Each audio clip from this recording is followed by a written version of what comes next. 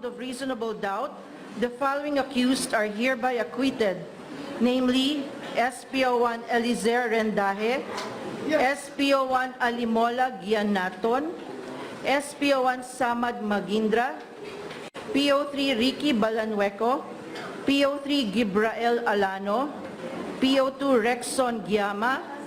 PO1 Amir Solaiman, PO1 Bajun Panegas, PO1 Pendatun Dima, PO1 Ebara Bebot, PO1 Tamano Hadi, PO1 Michael Macarongon, also known as Labayan Group, SPO1 Ali Solano, PO3 Felix Daquilos,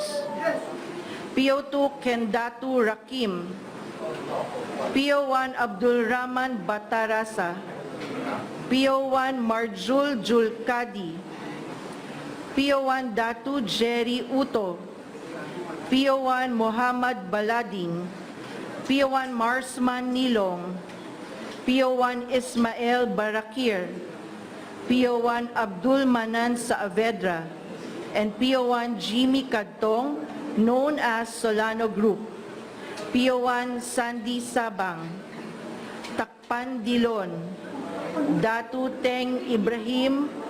or Mustafa Ibrahim alias Kudsa Masukat, PO1 Warden Legawan, Jonathan Ampatuan, Jimmy Ampatuan, Rainer Ebus, Counsel. Muhammad Sangki, Tho Amino, Norman Tatak,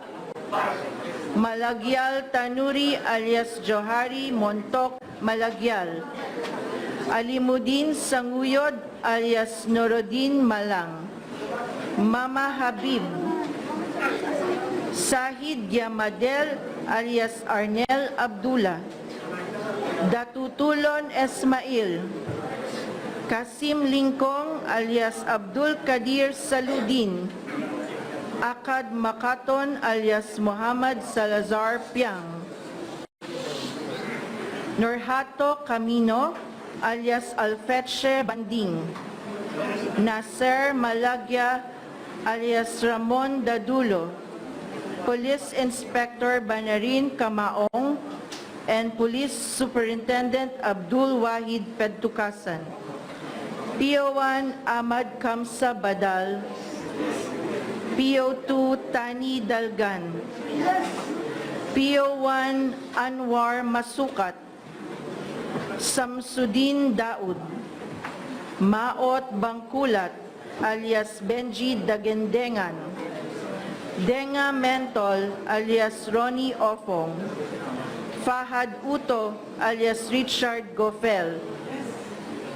Datu Ahmad Tato Ampatuan, Order in court, please. and Datu Sajid Islam Ampatuan.